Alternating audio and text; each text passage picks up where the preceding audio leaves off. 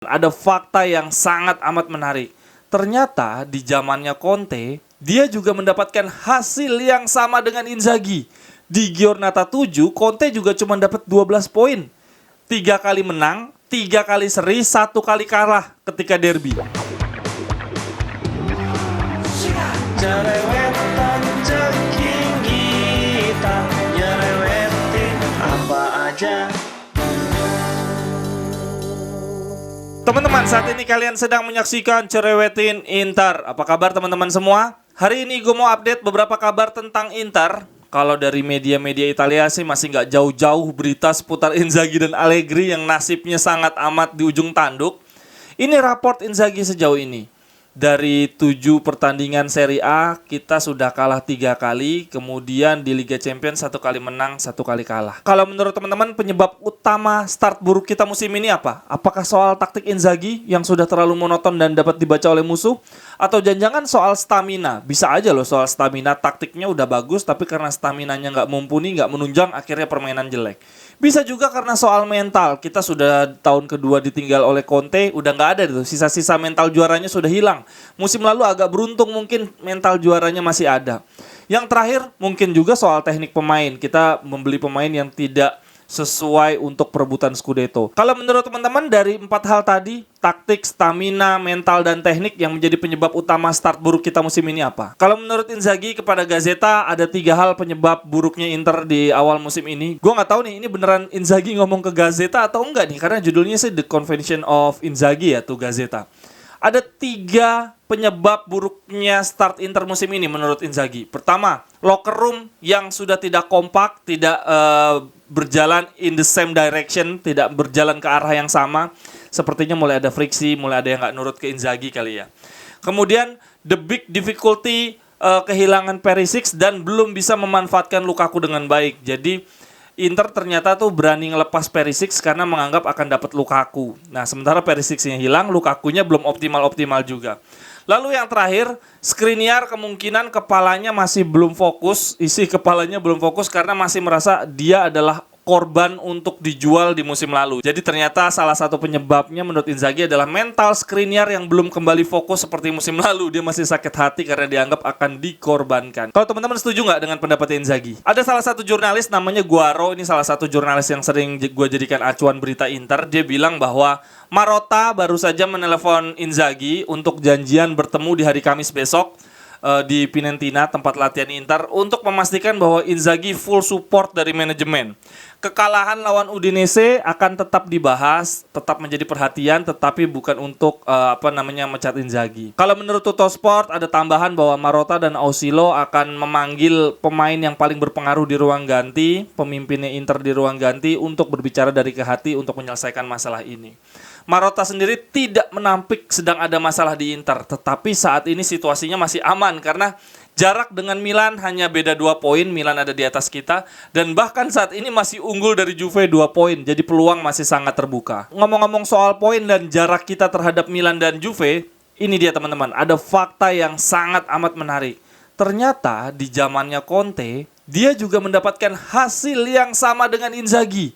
Di Giornata 7, Conte juga cuma dapat 12 poin.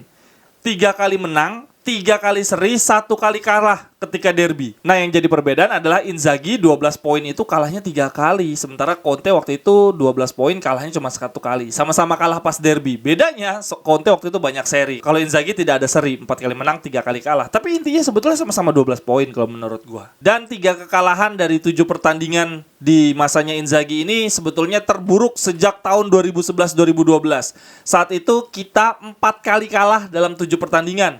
4 kali kalahnya itu dari 2 pelatih. Pelatih pertama Gasperini kalah 2 kali, kemudian digantiin Ranieri kalah juga 2 kali. Itu banter era banget, emang parah. Lalu apakah kita masih berpeluang Scudetto? Kalau menurut sejarah, hanya terjadi 3 kali tim berhasil Scudetto setelah start yang sangat buruk. Kalau menurut sejarah, hanya 3 kali terjadi tim berhasil Scudetto setelah startnya buruk. Dan Inter melakukannya 2 kali, yaitu di tahun 39-40, kemudian di tahun 70-71, dan Juve di tahun 2015-2016. Itu startnya buruk tapi berhasil Scudetto. Artinya peluang kita masih sangat amat besar. Setelah international break, Zhang akan datang. Sepertinya dia akan nonton pertandingan lawan Roma dan Barca. Mungkin ini sekaligus evaluasi, karena dari yang gua baca Inzaghi akan diberikan waktu 1 bulan untuk memperbaiki tim. Berarti salah satunya adalah pertandingan lawan Roma, Barca, dan Sassuolo. Ini ada fakta menarik dari statistik teman-teman tentang expected goal dan expected kebobolan. Jadi ini adalah perbedaan antara peluang kita mencetak gol dan peluang kita kebobolan. Kalau dilihat ternyata Inter musim ini expected goalnya tinggi seperti musim lalu, dan bahkan expected kebobolannya juga sangat rendah. Berarti kalau dilihat dari statistik, dari hitung-hitungan ilmiah, kita nih sebetulnya bagus banget permainannya, menciptakan peluang dan membuat musuh sulit membobol kita. Tapi kenyataannya coba kita lihat, expected goalnya kita dari segi permainan seharusnya bisa mencetak gol 12,2. Tetapi ternyata kita berhasil mencetak 13 gol. Artinya kita sudah sangat optimal di lini depan. Dari 12 peluang kita berhasil mencetak 13 gol. Sementara expected kebobolannya sangat amat parah. Kita harusnya cuma kebobolan 6,5 gol. Tetapi nyatanya kebobolan 11 gol. Aduh, parah banget. Berarti Handanovic nih gila-gilaan sih di Serie A. Padahal di Liga Champions itu ada fakta bahwa Onana adalah kiper paling banyak melakukan penyelamatan di Liga Champions 2022 sejauh ini. Dan Radu di Liga Italia menjadi kiper yang paling banyak melakukan penyelamatan. 2 kiper cadangan kita ternyata menjadi yang terbaik, di satu di Liga Champions, satunya di Liga Serie A. Sementara yang kita miliki Handa kebobolan 11 kali dari 6,5 peluang. Aduh, parah banget. Lanjut, berita tentang Aslani yang mungkin akan mendapatkan banyak kesempatan setelah international break, mengingat Calhanoglu cedera. Kemudian kita ada pertandingan lawan Roma, lawan Barca. Ini kan Aslani selama ini dipuji, attitude-nya bagus, pemain ini punya karakter yang bagus. Inzaghi pernah muji, Lukaku juga muji.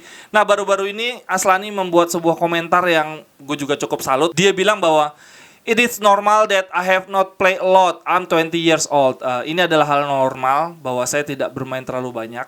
Saat ini saya masih berusia 20 tahun dan saya datang di sebuah tim yang sudah sangat kuat. Saya harus bersabar karena di depan saya ada Brozovic yang memainkan peran yang sama dan saya belajar banyak dari dia. Saat ini saya profesional, saya tetap berlatih dengan baik dan saya akan membayarnya ketika mendapatkan kesempatan. Kemudian berita lainnya, ini ada jersey ketiga kita. Menurut gue sih bagus banget sih. Jersey kedua kita juga bagus. Musim ini jerseynya bagus-bagus nih. Semoga musimnya juga berjalan dengan baik.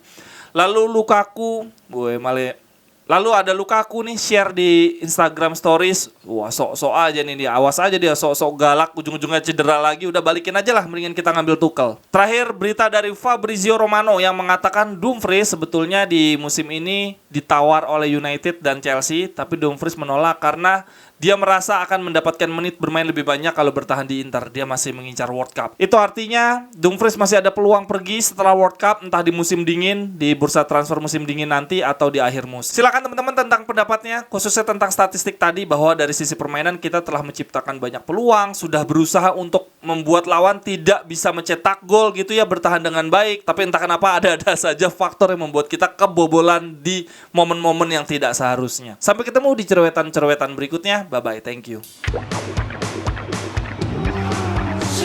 Cerewetan ceking kita, nyerewetin apa aja.